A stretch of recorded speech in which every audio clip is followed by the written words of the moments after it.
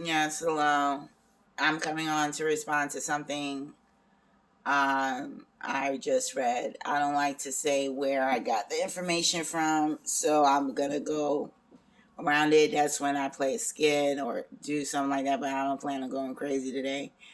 So let me see how I could do this. All right, so I left with yesterday with a God concept, you know. And the God concept was being attacked by others or all. Okay. Now, let's say God is a superpower. Can you really attack a superpower? Can you really destroy a superpower?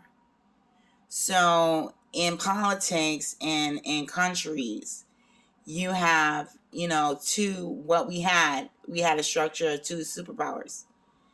And and now third is coming up. And it may be stronger than the two. Now, let's look at the dynamics of that third country coming up. If I claim to be God, I cannot be a god or a superpower that's jealous or competitive against another superpower unless that superpower is trying to destroy me. Now, what's the power structure here? Why should we worry? Oh, it's better than us? Then that should give us reasons to improve ourselves. The dynamics of the third, and we all know what this third superpower is, had a basis, a structure, a foundation of doing good. It took jobs from other countries, helped children, employed children that didn't have any other way of supporting themselves because it had a dynamics of a limited amount of children were allowed to be born and a lot of orphans. And these orphans had to grow up and support themselves. So they had a basis of good. If any, this speaks not only of politics, but of also developing individual self. If you want to grow to be something successful or something of a superpower structure in in not to blow up your mind or think you're better than anybody else, but if you want success in life and maintain that success, you have to have a foundation of good. So if our icon, I am a U.S. citizen, if U.S. has a bad history, it started with a bad history. So I suggest that U.S. starts doing something good in order to stay at the competitive level. It's about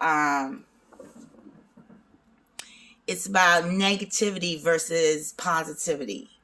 Power structures. The negative is powerful, and so is the positive. But the positive has more power over the negative because the positive can turn the negative into a positive. The negative always stays a negative. You understand? That's simple mathematics. So if U.S. feels threatened by another superpower, why the threat? Why would you see it as a threat? That they will conquer you? Yeah, that then I see it as a threat. But and then we have a situation and we have a problem.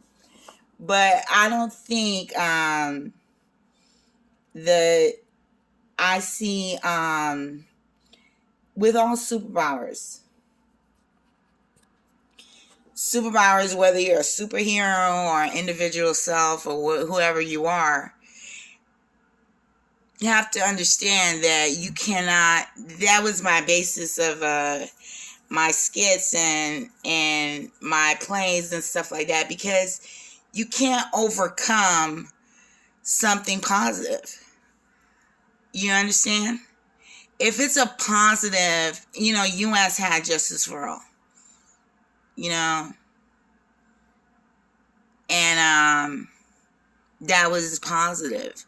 And it was and it had economics, a fair economic system, and that was our positive. Now, if U.S. now, I don't represent the U.S.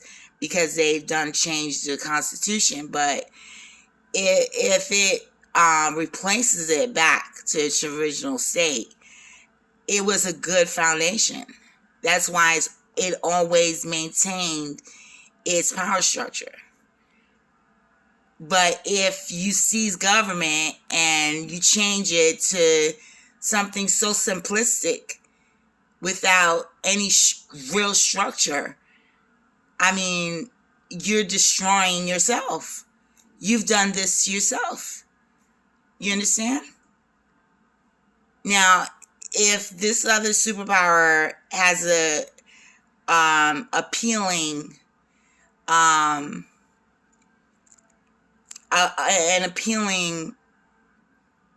source about them, that they could come into a country and do good, then whose fault is that? They're doing good. You can't fight good. That's fighting the positive. And you can't overcome a positive. You understand? So if U.S. is threatened by the superpower, it has reason to feel threatened. You have changed the structure house of this powerhouse, of our powerhouse. You understand? So there's nothing I could say. That's my personal opinion. Bye-bye.